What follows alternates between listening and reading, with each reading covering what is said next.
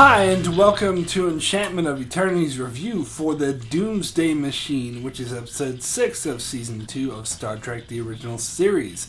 This video is a part of a series of videos where I review episodes of Star Trek as requested by my viewers. This episode was requested by E. Leo.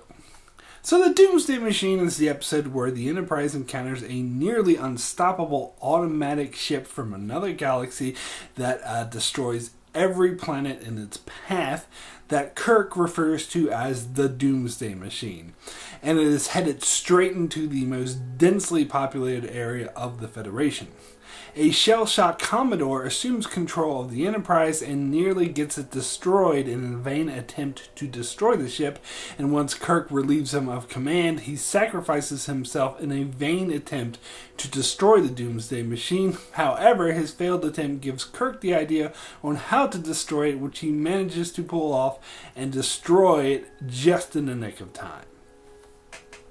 So, this was always a fan favorite that I thought was very good, but I was never quite as crazy about. For example, it never made any of my top 10 list of favorite episodes of the original series, but I always considered it a good episode. However, if I'm going to be honest, when I watched it again for this review, I liked it a lot better than I had in the past. Part of the reason for this is that for the first time, I watched the remastered version. In the early 2000s, all the original series were remastered with CGI effects to replace the cheap papier-mâché effects of the 1960s for all of the space effects. But the DVD collection that I had of the original series was of the original's 1960s version. However, watching it on Netflix just now, they have the remastered version there, which I've been watching for all of my original series reviews over the past couple of years, and so far it hasn't really made any significant difference to me. So the effects are like early 2000s level CGI, most likely done on a cheap budget, so it's not good CGI by today's standards and looks more like a video game, but it's a huge improvement on the cheap 1960s TV budget. And while it didn't really make much of a difference with the other episodes, for this episode it made a huge difference because this episode was so dependent on ship-to-ship battles, probably more so than any other episode of the original series. Even other ship battle episodes like Balance of Terror or the Enterprise Incident or the Tholian Web. So I think part of the thing holding this episode back for me is the whole thing was about the Enterprise attacking this planet killer, but I couldn't really tell what was going on. It just seemed like stationary models right next to each other, and I couldn't really tell what they were actually doing. But with the remastered version, you can tell through these video game level graphics exactly what's going on and exactly what the ship battles or what's happening with the ship battles, and I think it adds so much more to the episode, so I actually really appreciate it a lot more now. But regardless of the effects, I really did appreciate the storyline a lot more, as this was an extremely effective, fun battle episode. Now, it does deal with serious issues like the implication of weapons of mass destruction and the effects of post-traumatic stress disorder, and has a story of a man whose entire crew is killed, where a couple of highly populated planets are destroyed, killing trillions of people. But I would still use the word fun to describe this episode, as the episode was focused primarily on the Enterprise crew trying to destroy this seemingly unstoppable planet-killing weapon. And perhaps the reason this episode never quite reached top 10 status to me was because, unlike other battle episodes like Balance of Terror, it never really had that emotional impact or deeper below the surface meaning that episodes like that did. And the story was pretty basic, but it does tell this story the best way that it can, and it is in fact a very effective thrill ride that has you on the edge of your seat. So that's why I would describe it as fun, despite its very heavy themes. Now, doing a ship battle episode using 60s technology is a tricky thing, as you can't focus on the special effects because they're pretty much non-existent.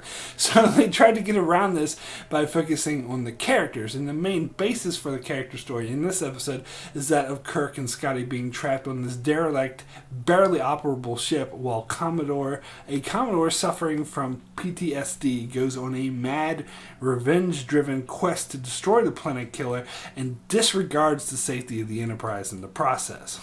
And focusing on this aspect of the story was actually a work of genius, and really works for this episode.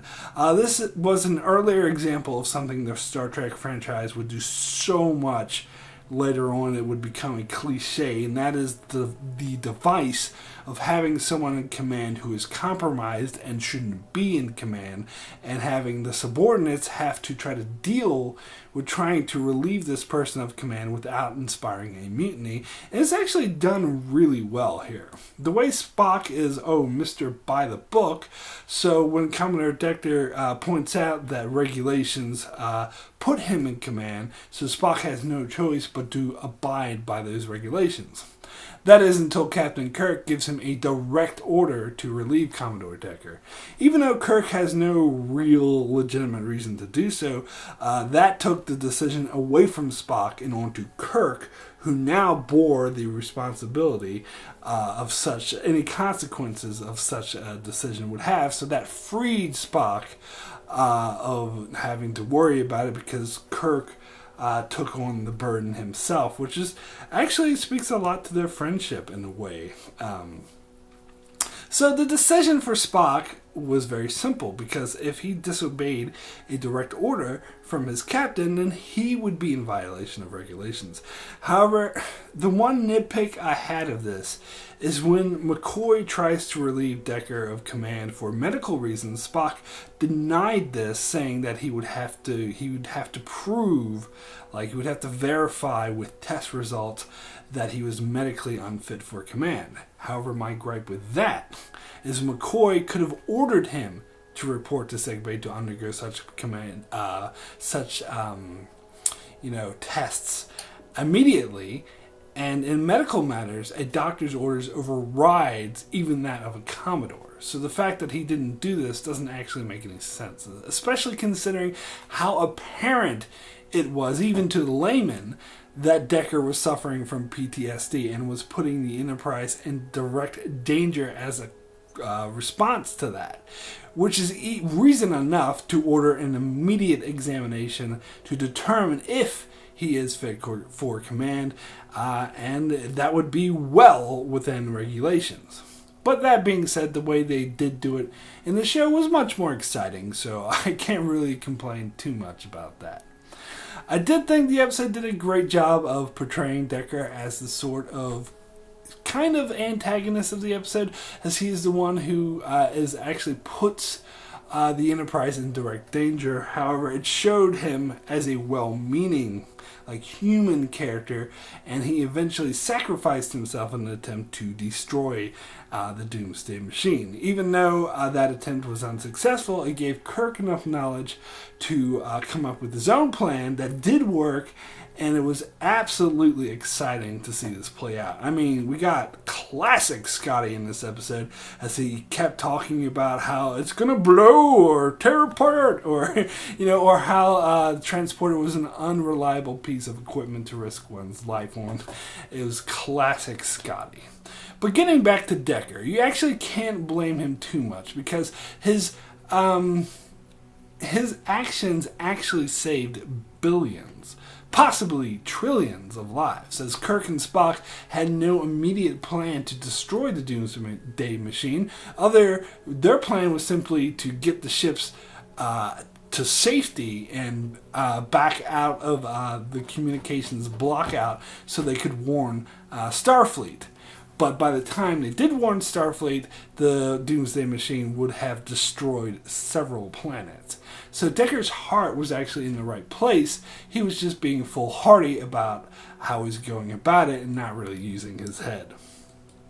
So, although I thought this was a pretty surface level episode without much deeper meaning or impact, compared to episodes like Balance of Terror, there were a couple of messages to be had here. Although the most obvious one about the warning of weapons of mass destruction was perhaps a bit too obvious and on the nose, especially with some lines from Kirk, which were just like someone with a loudspeaker screaming in my ear, "Hey, this is what this episode's about." Okay, thank you very much.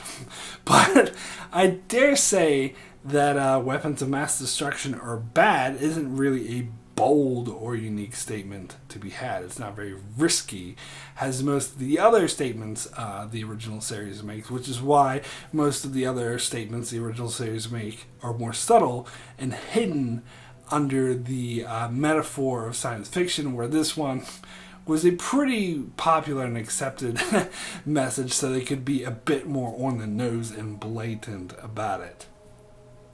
But still, this is during the 60s where the threat of nuclear war was at its height, so it was a very relevant message. As the main story was about a weapon of mass destruction from a long-dead race, from a long-dead war that kept causing havoc. This could be compared to the after effects nuclear weapons have on an era they are used in, even years after their use, to have after effects with radiation and such. So it's a very effective metaphor against such weapons, which admittedly exist to never be used, but rather they serve as to create a threat. But this warns even that is unwise, as the risk that they could ever be used still exists, and the consequences for that would be too dire. Also, this episode is very much in line with Roddenberry's vision of Trek, as the enemy here isn't a person or even an alien, it's a weapon of mass destruction itself. And thus this is a very anti-war message, which is very much in keeping with Roddenberry's vision for Trek. Also, it should be noted that I often reference this episode in my Game of Thrones reviews, as that show and novels also have a very anti-war message, and I believe they are attempting a similar analogy against weapons of mass destruction with a storyline involving the White Walkers, and I found the Doomsday Machine the perfect metaphor to explain such a story. It's the prototype, if you will, and that's because it's done so well, and perhaps because it's a bit on the nose. However, there's also a more subtle message about PTSD with Decker's behavior, which at first comes off as a hindrance, but later is revealed to be understandable, particularly when Decker sacrifices himself in order to destroy the Doomsday Machine, showing that he is still a very feeling and meaningful human being that should be cared about. However, let's talk now about what always held this episode back a bit for me is, despite the fact that it was attempting to depict the effects of PTSD, I always found that Commodore Decker's performance a bit too over the top.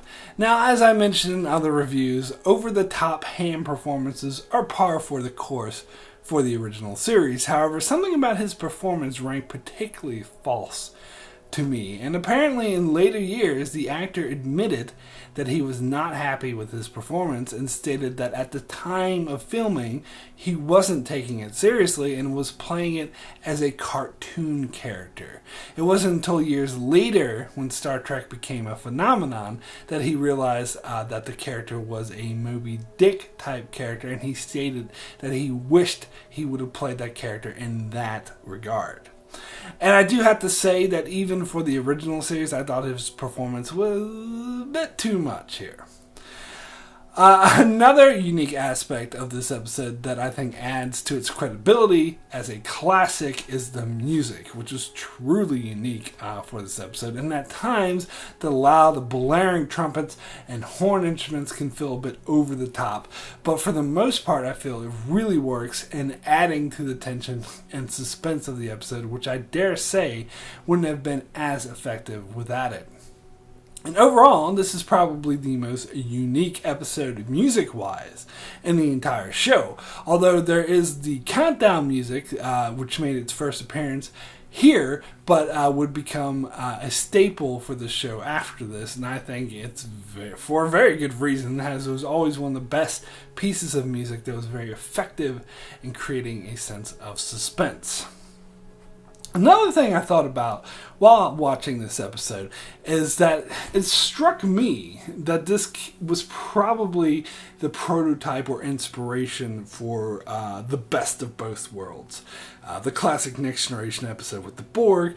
It's not exactly the same thing, but I did find some similarities, and the Enterprise attacking a nearly unstoppable weapon that was on its way to destroy Earth.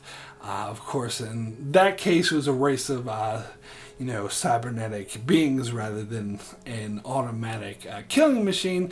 But I did find a lot of similarities there. So I do think Best of Both Worlds did improve upon this idea, but I do think I do see some. This was probably the origins of that. So my rating for the Doomsday Machine out of 10 is a 9 excellent.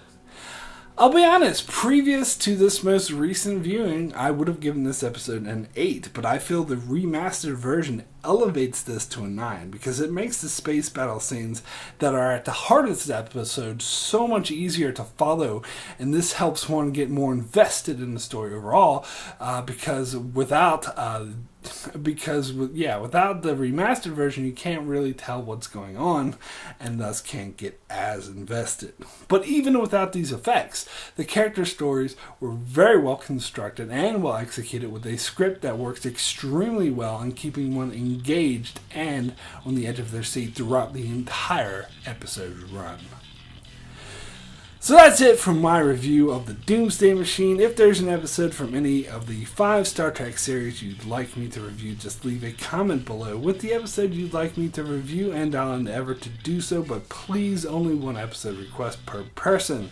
Also be sure to check out my channel as I do many other Star Trek reviews, as well as reviews on many other shows, including the upcoming Star Trek Discovery. So be sure to subscribe so you can keep up with all of that. And thanks a lot for watching.